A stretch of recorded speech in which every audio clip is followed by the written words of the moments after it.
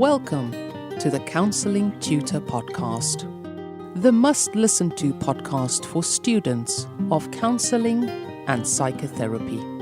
Here are your hosts, Rory Lees-Oakes and Ken Kelly. Hello and welcome to the Counselling Tutor Podcast with me, Rory Lees-Oakes. And with me, as always, is my fellow wingman and journeyman in the world of counselling and psychotherapy, Mr. Ken Kelly. How are you doing, Ken? Oh, I'm doing very well. And you know what? I'm going to hit this back to you because you're always asking how I'm doing. How are you doing, Rory? I've got a cough. I've swallowed a raisin. I've just been having a biscuit in the studio and it's stuck. So, yes, but I'm fine. And thank you for asking. Thank you so much for asking. Very grateful. I'm okay. Apart from the raisin issue.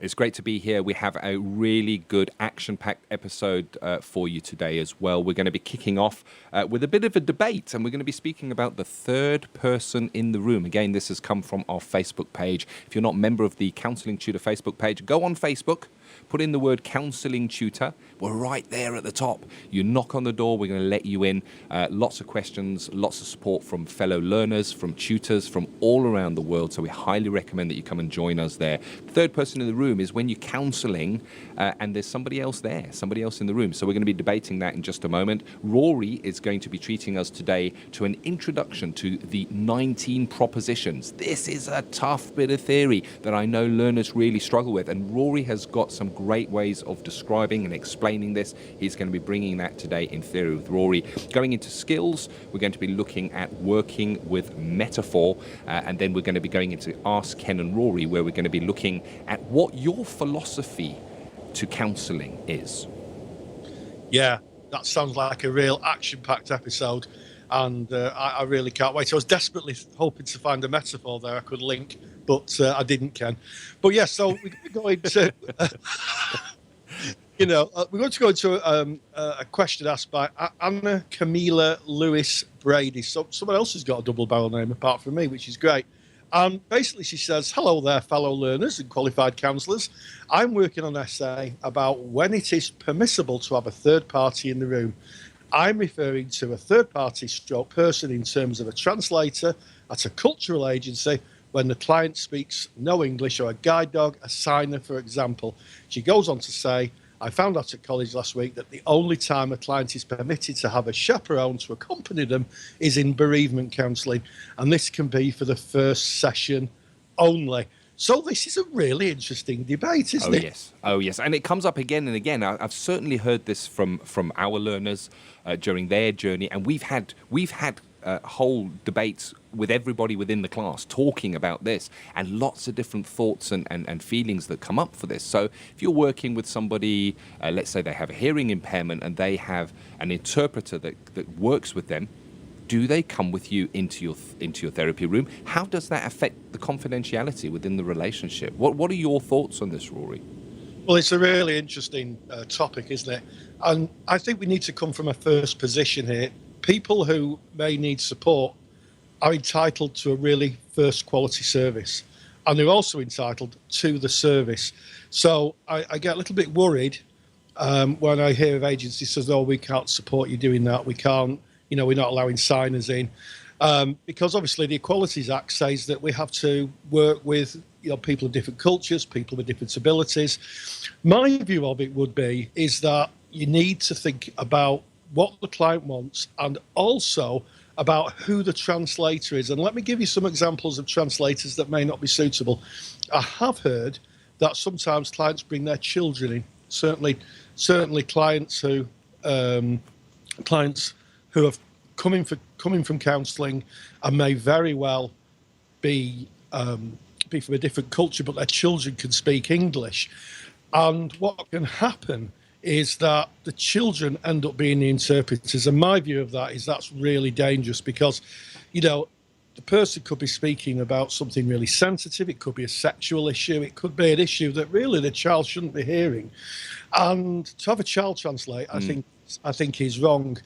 I'd also say about translators that, when I worked for a large agency, we did have translators in, but they were approved translators. If they were from doing signing, they were from British Sign Language, and they were a member of an ethical body, you know. Yeah. And it's the same with therapeutic translators. I do believe, and I'll try and look this up, that there are translators who are trained to work in therapy. So my view is that I can understand a student. It might be difficult for a student because there's all sorts of contractual and ethical issues. But for a qualified counsellor, I think really clients need, if they need a service, then if they need a translator, so be it. What's your thoughts, Ken? 100%. And I couldn't agree with you more there. And I guess it's about then considering what your contract says. How do you contract this with the client, and how do you, I guess, contract with the interpreter as well? Because there's confidentiality within that room, and it's understood that there's confidentiality between you and the client. But what about confidentiality of anything that the interpreter or that third person in the room may pick up? So it's about thinking about what that looks like. And getting an agreement. And at the end of the day, it's the client's journey, and it is their decision. If they feel comfortable with this, who are we to then, I guess, remove that service and say, oh, well, we can't do that because it doesn't fit. It fits if it's right for the client. Absolutely. And the other thing I'd say is that if you're dealing or working with people from a different culture, it might be worth kind of trying to do some reflection on the culture, maybe do some research, because to be honest, in translation, things get lost. Things do get lost. So you may have to think about how you're engaging with the clients, and maybe be thoughtful of the language you use, so it's really clear, so the translator can translate it. And of course, some languages don't have the same vocabulary, you know, as British. A bit of a question on the dog. Having a dog in the room. Yeah. Now, obviously, the dog isn't going to run off and break confidentiality. But if you've got someone in the room who's maybe got a sight impairment and uses a dog, one of the things that came up in one of my classes was that one of the students said, "Oh, I like dogs. I'd love to pat them on the head and you know, tickle their ears and you know, things that people who like pets do." And I had to kind of remind them it's a working dog. Yeah.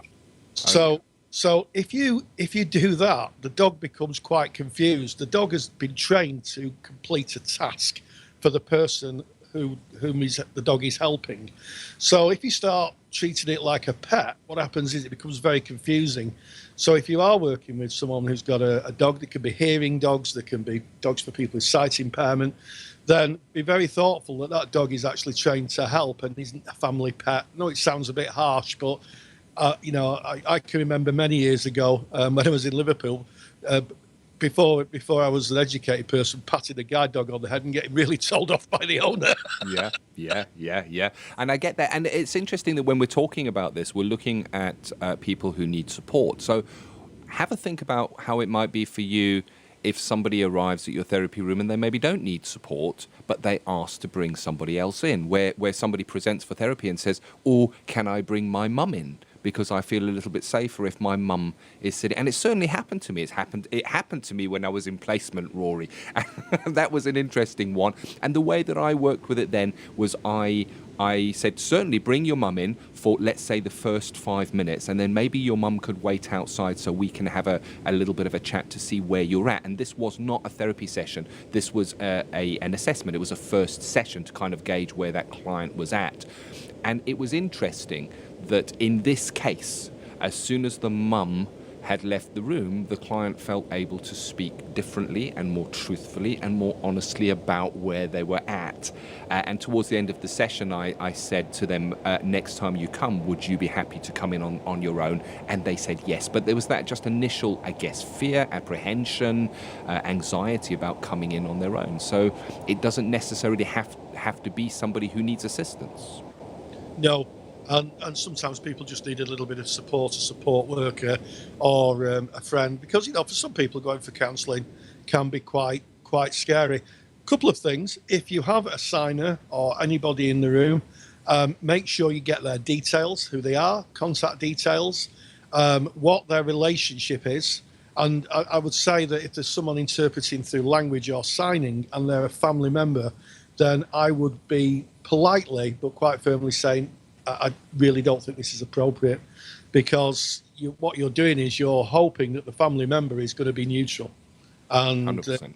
it may not be the case. And in fact, there was an interesting court case a few years ago where someone was using an interpreter to give evidence, and when the evidence was finished giving, someone in the jury who was a native speaker of the language of the witness approached the clerk of the court and said, "That's not what they said.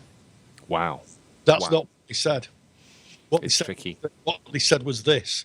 And then they had to get another interpreter in, and so so you need to do that. I think for students it's a big ask. I think it's one of those things that you may be speaking to your supervisor about, and also taking advice from tutors. But we mustn't dismiss people because they're not a stereotypical single person who can speak English who doesn't need any support.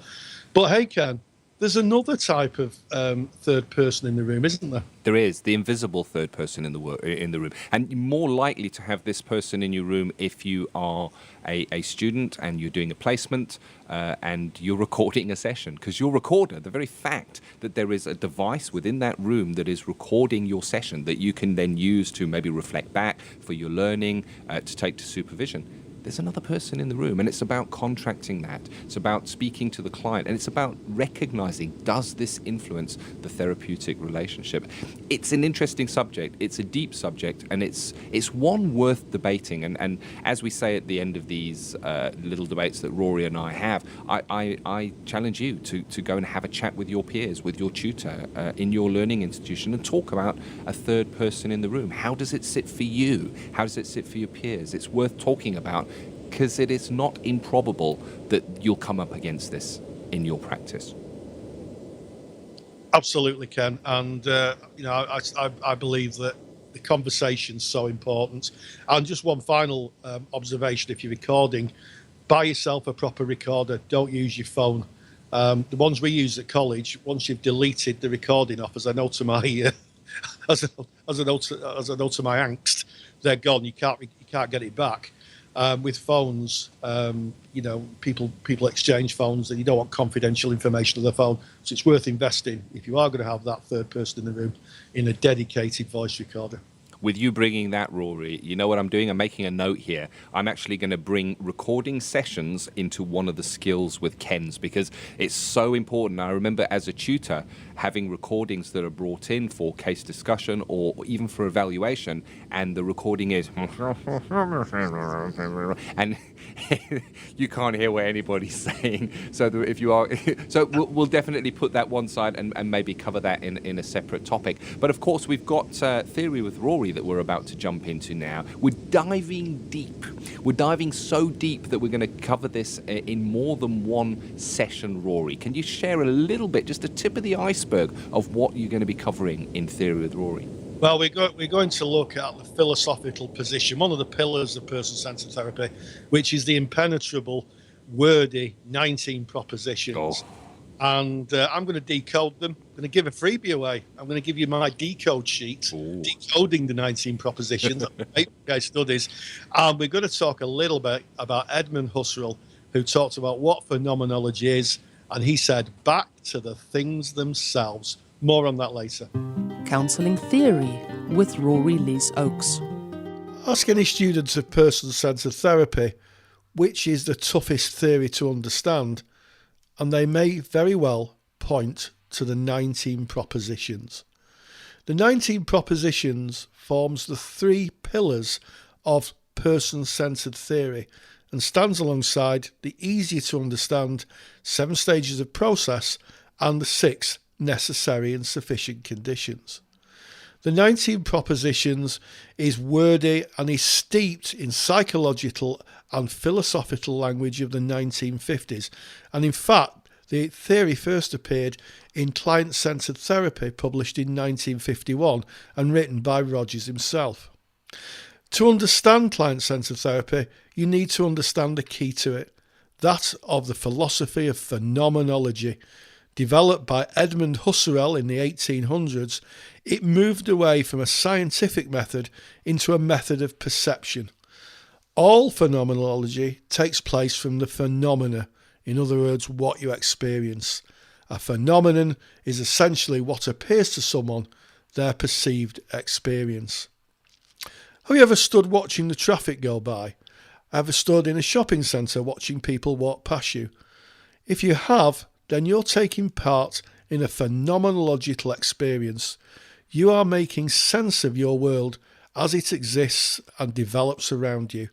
And this is what drove Rogers to develop his theory of personality and how people understand their world. Edmund Husserl, the philosopher who developed it, would have called it back to the things themselves, a move away from scientific rigour and a move to try and understand individuals' perceived experience as they perceive it moment by moment. So let's have a look at the 19 propositions and let's try to decode them. Let's try to put them in contemporary language and also link it to the way clients may very well experience the 19 propositions in their own lives. And in this section of the podcast, I'm going to do the first 8. And in next week's podcast, I'm going to do the final 11 of them. And I'm also going to give away a free handout, which is part of the course guides that we sell, called the 19 Propositions Decoded. So if you go to the website, www.counsellingtutor.com, look for episode 13, there'll be a download and you'll be able to download this decoded handout to allow you to understand, hopefully, this wordy theory better. So first of all, Rogers talks about in Proposition 1, all individuals, or organisms as he called them, exist in a continually changing world of experience, which he called a phenomenal field, of which there are the centre. So if you're stood in the shopping centre, or you're stood at a football match, or you're just sat watching the world go round, you may be sat in a field somewhere, the organism is you as a human being, and the phenomenal field is what you experience, what you sense, what you hear, what you feel, what you touch. That's the phenomenal field. Now, decoded, this easy proposition, because they are linear, they start the easy ones and make their way through, is I make sense of myself, others, and my world based on my own consistently changing experience. The second of the 19 propositions says the organism reacts to the field as it is experienced and perceived. This perceptual field is reality. Doesn't make it easy, does he, Rogers? So a decode of that may be my sense of reality is unique, formed out of first what I experienced, and secondly, how I process and understand my experience. It's my story. So this is very much linking to client work. You know, you could use this in a quote where a client's telling you about their story, about their experience of something. They're saying basically that they're reacting to what they've experienced. Proposition 3.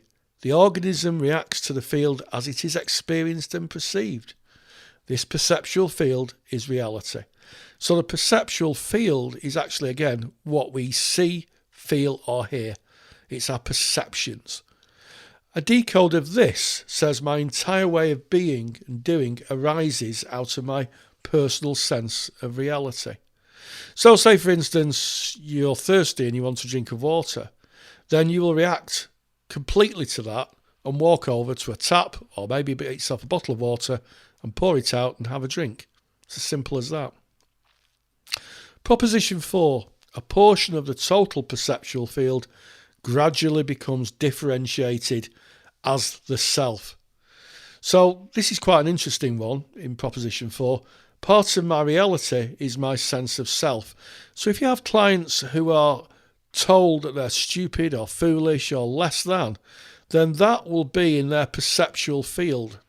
In other words, that will be in their experience.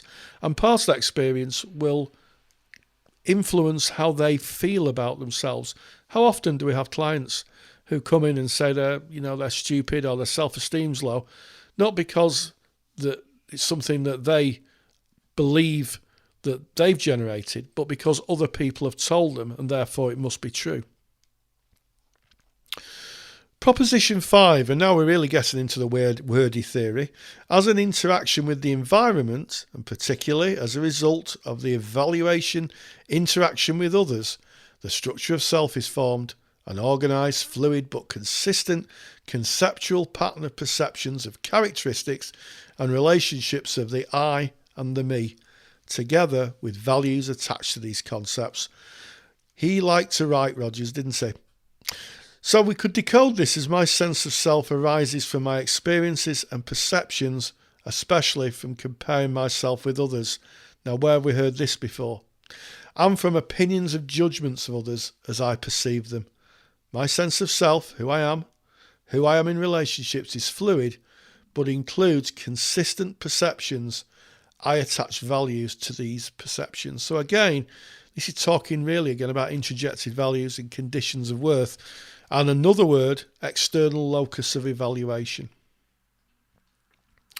Number 6, the organism has one basic tendency, and striving to actualise, maintain and enhance the experiencing organism. This is basically Roger's idea of the force of life. You ever seen weeds grow through concrete, or plants grow in places where you wouldn't have thought they could have existed? Well, this is what he was talking about. Rogers believed not only humans had a basic tendency to strive and grow, but everything that lived. And it could be called a theory of life or a force of life theory. Decoded, this says, I have an innate impulse to care for myself, heal and grow. This includes seeking to keep myself safe and intact, realise my inward potential, becoming who I am capable of becoming. And this links to a really key idea in person-centred therapy, that unlike other therapies that are outside-in models, where models of therapy are taught, and then the client has to learn the model and apply it, person-centred therapy is an inside-out therapy. So in other words, the idea is that people start to develop, grow, and personally develop themselves so that they can actually be the person of tomorrow or the self-actualized person. Number 7 is probably one of the easiest propositions. The best vantage point for understanding behaviour is from the internal frame of reference of the individual. Thank goodness for some simplicity. And it's very true, isn't it? And we do this by trying to enter the client's frame of reference and trying to see the world as they see it. And we use empathy. We try and literally walk in their shoes. And a decode of this, although it is quite a simple one, is you can adequately understand my behaviour only through understanding how I see myself and others in the world. And again, this links into a key idea of Roger's idea, that if you can get into the client's frame of reference, then by default, you will see the world as they see it, along with all the difficulties that they encounter. And finally, at least in today's podcast, is Proposition 8. It's one of my favourite propositions. Behaviour is basically the goal-directed attempt of the organism to satisfy its needs as experienced in the field as perceived. It's kind of an interesting one, that. And basically it says, I behave as I do in order to meet my needs as I experience and perceive them, and as I experience and perceive reality. So if you're leaning over to get your sandwich, maybe you're listening to this while you're having your lunch or something to eat, or you're driving your car, you may be driving to college or to work and you're hearing this podcast, your behaviour is goal directed. In other words, what you're doing to get to where you need to be is generated by your desire to do it. And that is Proposition 8. All behaviour is goal directed. And it's one of the ideas that gives us probably the most difficulty, because sometimes people's behaviour isn't easy to understand. And once you understand that their behaviour, then you can understand them. And that might take a little time in the therapy room. So I'm going to wind up this first 8 of the 19 propositions. I'm going to do the rest of them in the next week's podcast. And I'm going to give away the free giveaway of the propositions decoded. So this has all the propositions in, and you can decode them 1 to 19 and a little bit of an explanation on how he developed them. Really important theory. any time that you're writing an assignment and you're referring to the person-centered approach to counseling, the 19 propositions is a massive part of that theory. And it's so misunderstood. And when I did a Google search, preparing for the podcast, there's so little out there. And what you do find is very wordy, it's very heavy, and I think that Rory is really just making it so easy to understand. So very grateful there. And don't forget, if you want to get Rory's freebie giveaway, you can get that by going to today's episode, and that is, of course, counselingtutor.com. Click on the podcast episodes. It's episode 13, and that download is right there at the top for you. Thank you for that, Rory. Oh, it's my pleasure. And what are we doing in Skills with Ken? Well, today we're going to be looking at metaphor again. We're now in the more advanced skills, I guess. So how do we work with metaphor? Is metaphor powerful? What can metaphor do in the counselling relationship? Counselling Skills with Ken Kelly.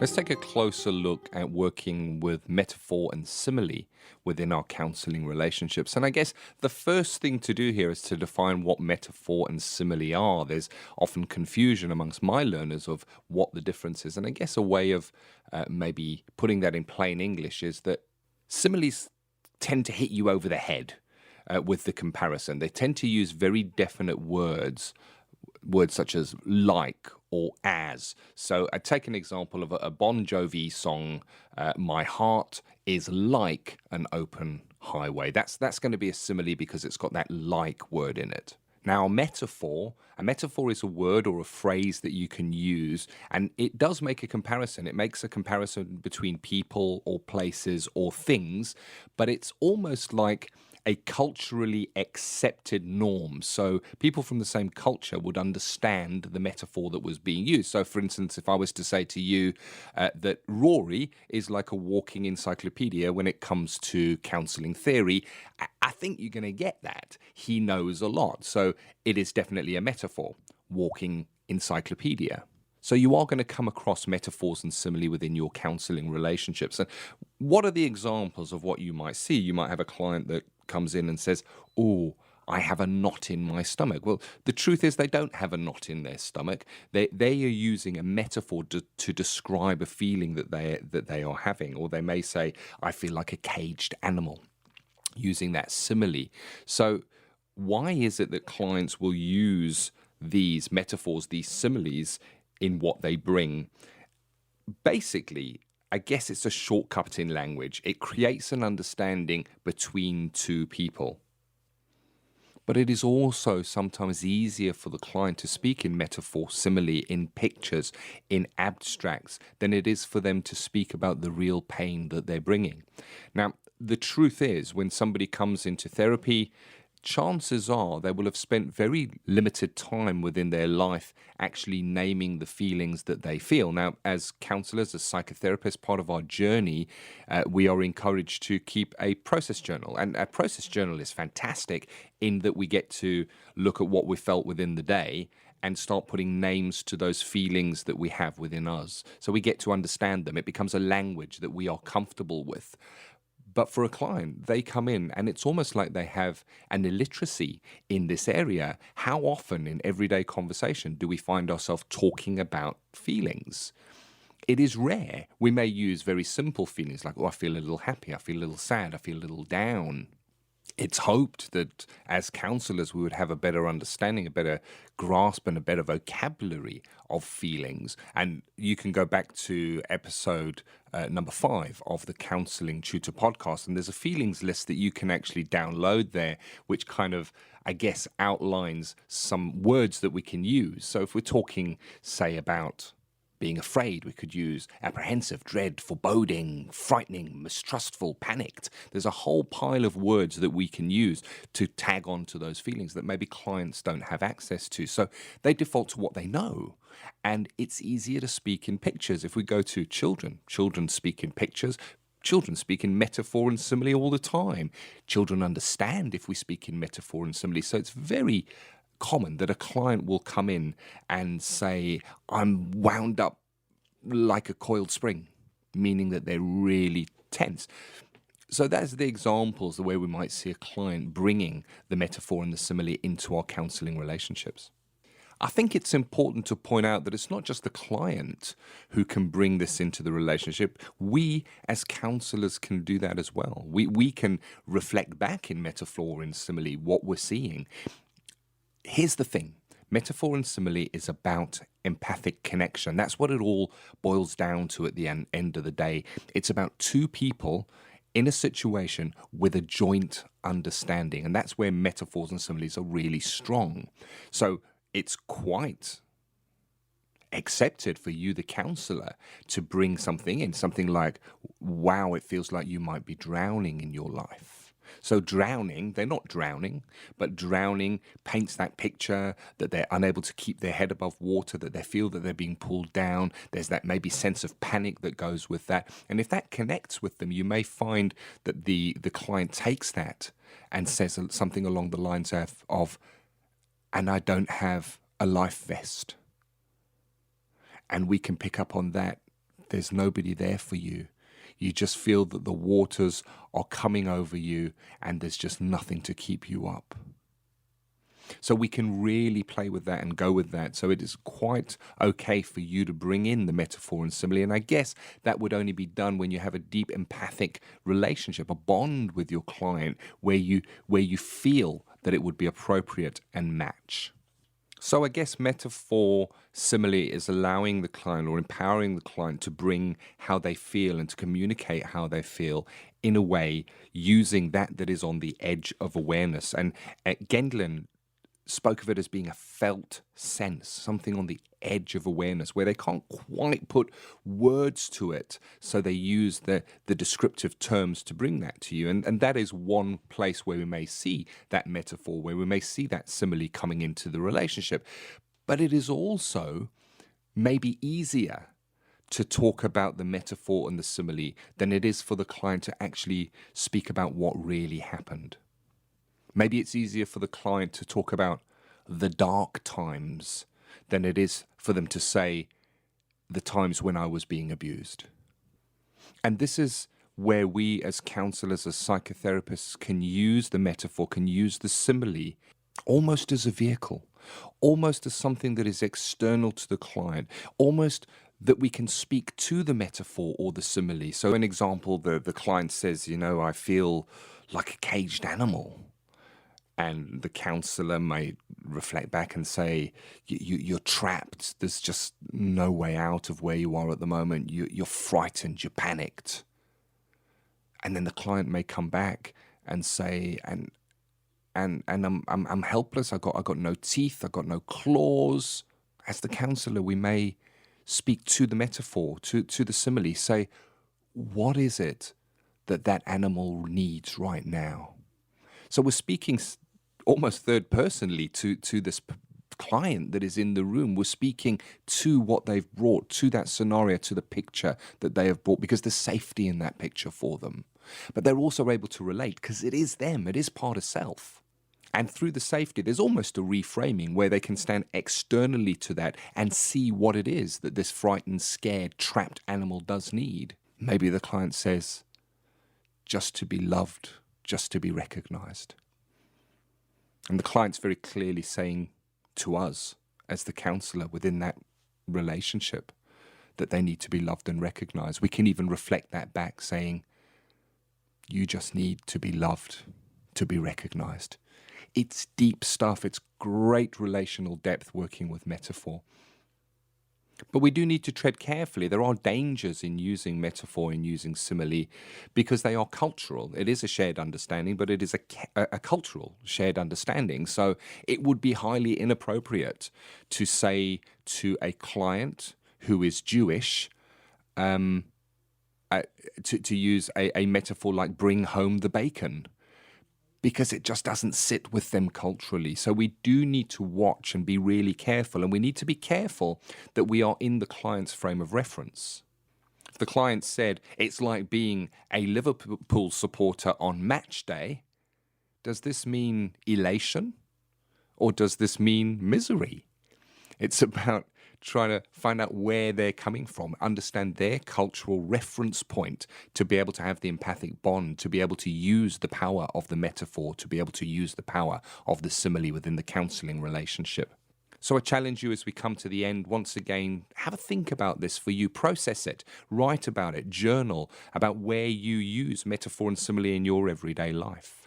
What certain things mean culturally to you, and what do you see from your group of friends? Go and speak with your peers. Discuss metaphor and simile. When you're next in your simulated skills sessions with your peers, watch out for it. Do you see it? Are those pictures being brought in? If you go with that picture and really drill deep down into it, how far does that go? I know I've had clients that have brought in a picture into the counseling sessions, maybe 2-3 sessions in, and at 10, 11 sessions, they're still using that metaphor. They're still bringing that simile in. It almost becomes a common theme that weaves itself through the counseling sessions. It is really, really powerful.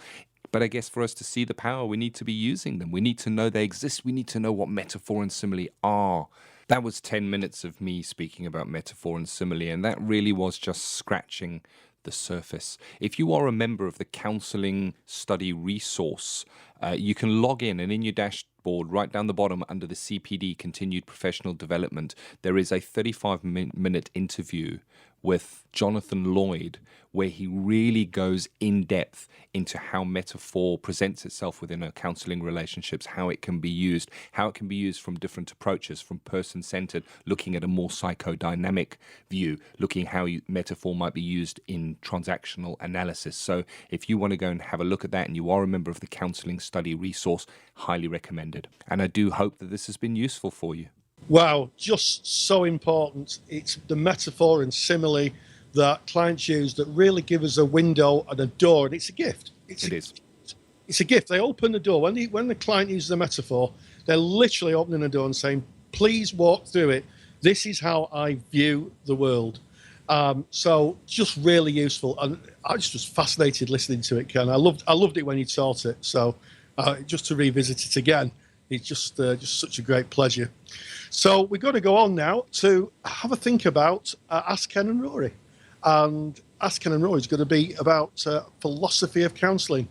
What has your philosophy of counselling changed, Ken, at all through the years? Oh yeah, and I guess it changes all the time, and it's about being open to new experiences and changing that view on life, the frame of reference we have. Rogers, I guess, I love Rogers. I'm a person-centered counsellor, so I'm going to refer to Rogers often, and he speaks about the 7 stages of process, about loosening that self-concept, and it's a life process. It's not just something that happens one day. So certainly my philosophy and my outlook on who I am as a counsellor and my, I guess, flavour of counselling has changed a lot, and it continues to change and be fluid and be idiosyncratic in that it will be different with different clients. It's just the way it is for me, and I like what Rogers said, where he said that the person-centered approach to counselling will be as varied as the people who practice it.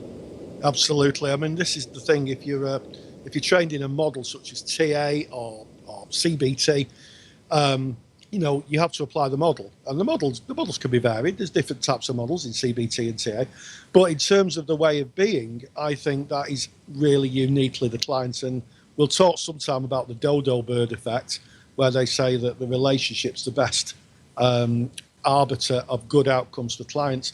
But Ken, I was sat in class the other day, and one of my learners had a way of being, Carlo book, A Way of Being, his final book, which I think he published in '85. And I remember looking at the back of it, and it just took me back to my student years.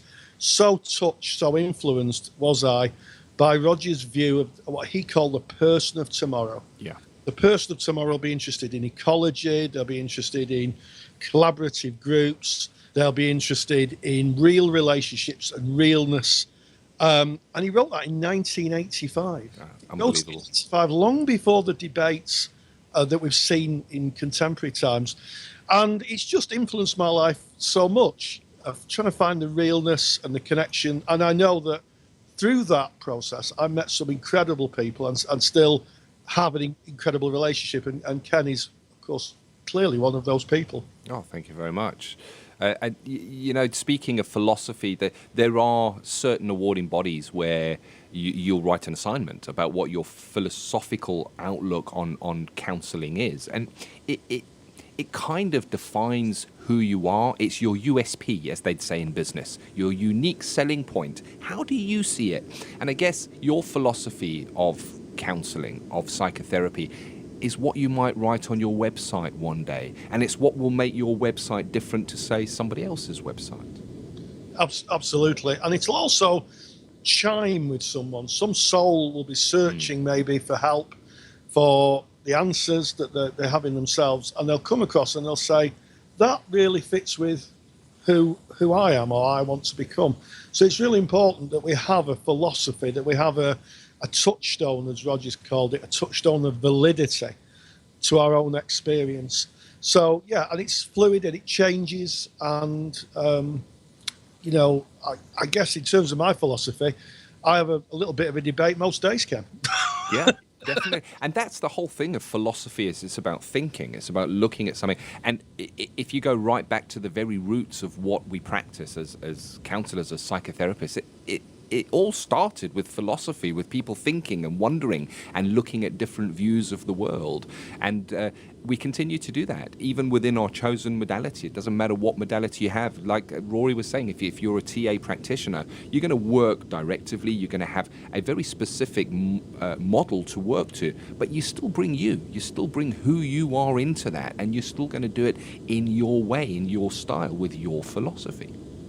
Yeah, and it changes, and I guess one of the reasons that it's asked, I'm suspecting that I know the awarding body of this particular person who's asked the question, but it's really important that you understand your journey in the philosophy, that it's never changing, it's fluid, and you know, as Rogers said, you know, it is this fluidity of humanity and being a human that really makes us the people of tomorrow and are able to live life on life's terms. So.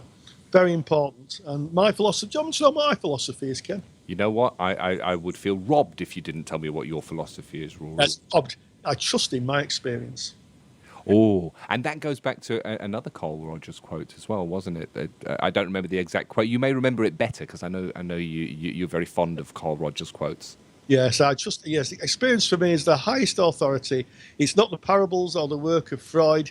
It's to my own experience that I return again and again in the process of becoming. And that's the quote. But here's the interesting thing, Ken. They never quote the full one. And he goes on to say, my experience is infallible, so it needs to be checked in new and primary ways. Rogers was smart enough to understand that sometimes what we experience isn't the actuality of reality. So sometimes we need to check it in new and primary ways. We have to be reflective. We have to think, is what I'm seeing reality, or is there another explanation?